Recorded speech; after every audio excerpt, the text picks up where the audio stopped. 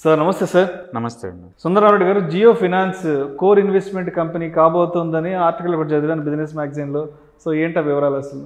Right. So RBI rules ప్రకారం ఏదైనా business verticals కనుక ఎక్కువ ఉంటే అది కంపల్సరీ డిక్లరేషన్ చేసుకోవాలండి. ఇంతకుముందు కూడా జియో ఫైనాన్స్ అండ్ లిమిటెడ్ అనేది మామూలుగా అది నాన్ హౌసింగ్ ఫైనాన్స్ కంపెనీ అనమాట. ఇప్పుడు దాని వర్టికల్స్ ఎక్కువ ఉన్నాయి. అంటే ఫినాన్స్ ఉంది, పేమెంట్ బ్యాంక్ ఉంది, పేమెంట్ సొల్యూషన్స్ కంపెనీ ఉంది, అలాగే ఏఎంసీ రీసెంట్గా బ్లాక్ రాక్ తోటి వాళ్ళు ఏఎంసీ స్టార్ట్ చేస్తున్నారు. డిఫరెంట్ వర్టికల్స్ ఉంటున్నాయి కాబట్టి దాన్ని హోల్డింగ్ కంపెనీగా మారుస్తున్నారు. అందుకని జియో ఫైనాన్స్ కంపెనీ ఇప్పుడు అది హోల్డింగ్ కంపెనీగా ఉంటుంది అనమాట. ఇన్వెస్ట్మెంట్ హోల్డింగ్ కంపెనీగా ఉంటుంది. ఇవన్నీ సబ్సిడరీగా మారుతాయి. ఓకే. కాబట్టి ఆర్బీఐ రూల్స్ ప్రకారం ఏంటంటే నాన్ హౌసింగ్ ఫైనాన్స్ కంపెనీకి ఇన్ని వర్టికల్స్ ఉండకూడదు కాబట్టి దాన్ని ఇప్పుడు సపరేట్గా ఓకే హోల్డింగ్ కంపెనీగా మారుస్తున్నారు అంతే. ఇంతకుముందు ఉన్నదే ఇప్పుడు అఫీషియల్గా వాళ్ళు మార్చారు అంతే. అది కూడా ఆర్బీఐ నుంచి వచ్చిన రిక్వెస్ట్కి వీళ్ళకి రిప్లై అనమాట అంతే.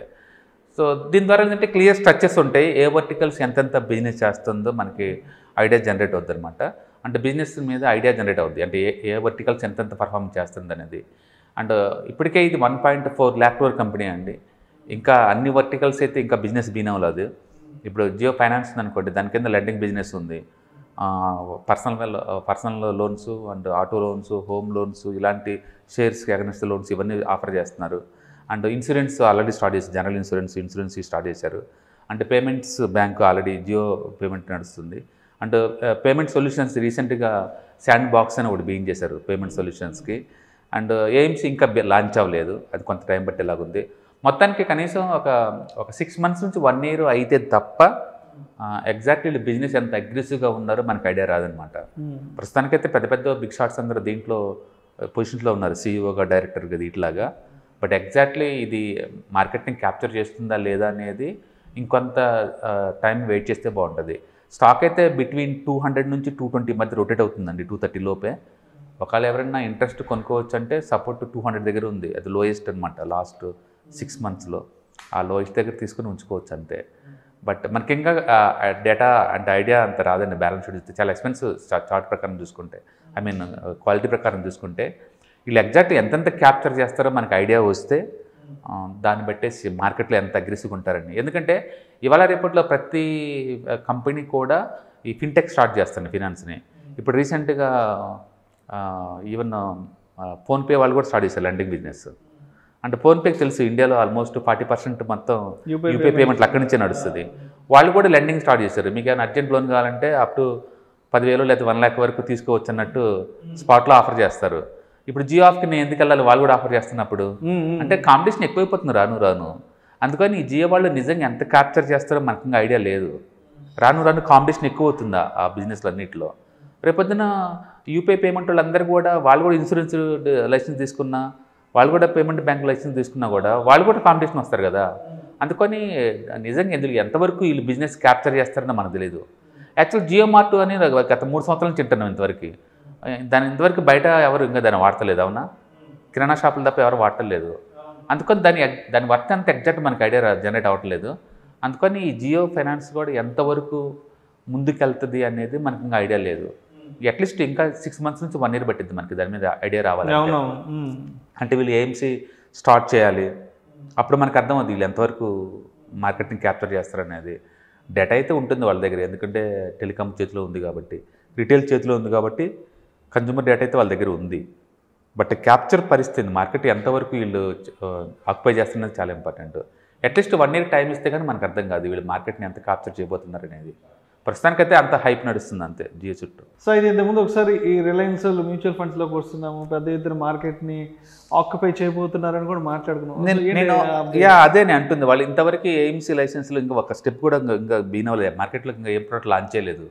వాళ్ళు లాంచ్ చేస్తే ఆ మార్కెట్ రెస్పాన్స్ బట్టి చూస్తే మనకు ఐడియా జనరేట్ అవుతుంది ఎంతవరకు వీళ్ళు క్యాప్చర్ చేయగలుగుతారు అనేది. ఇప్పుడు రిలయన్స్ క్యాపిటల్ లిమిటెడ్ ఉన్నప్పుడు మార్కెట్ని బాగా క్యాప్చర్ చేశారు వాళ్ళు, నిప్పానలతో టైప్ ఉన్నప్పుడు. బట్ అప్పుడు మార్కెట్ వేరు, ఇప్పుడు మార్కెట్ వేరు. ఇప్పుడు చాలామంది ప్లేయర్స్ వచ్చారు, ఏఎంసీ కంపెనీ చాలా వచ్చినాయి ఇప్పుడు. అందుకని అంత ఈజీగా ఏం కాదు కొత్త బిజినెస్ క్యాప్చర్ చేయడం అనేది.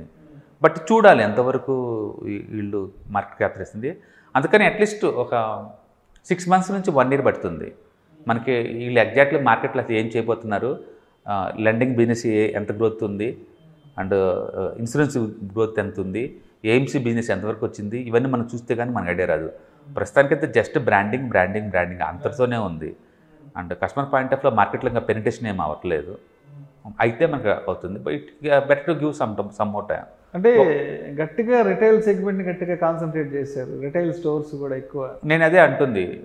ఇప్పుడు జియో మార్ట్ వాళ్ళు ఇంకా ఎంతప్పటికీ ఎక్స్పాన్షన్ అంటున్నారు తప్ప నికరంగా ఇంత మిగులుతుందని ఎక్కడ నేను చెప్పలేదు. అంటే రెండోది రిటైల్స్ ఎప్పుడు వెరీ ఛాలెంజింగ్, ప్రాఫిట్లో రన్ అవ్వటం అంత ఈజీ ఏం కాదు. అవునవును. ఇప్పుడు డిమార్ట్ ఉందనుకోండి 80% మార్జిన్తో రన్ చేస్తున్నారు, దాంతో పోల్చుకుంటే దీనికి మార్జిన్స్ ఎక్కువ ఉన్నమాట నిజం. బట్ ఫ్యూచర్లో సస్టైనబిలిటీ ఎంతవరకు మనం చెప్పలేము.